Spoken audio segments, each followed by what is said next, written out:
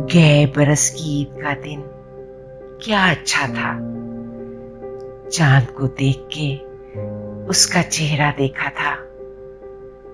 फजा में कीट्स के लहजे की नरमाहट थी। मौसम अपने रंग में फैज का मिसरा था। दुआ की बेआवाज उलूही लम्हों में वो लम्हा भी कितना दिलकश लम्हा था।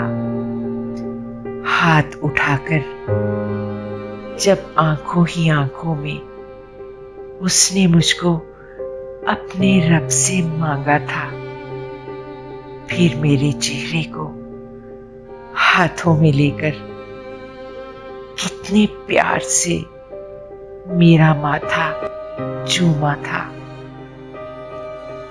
हवा, कुछ आज की शब का भी अहवाल सुना। क्या वो अपनी छत पर आज अकेला था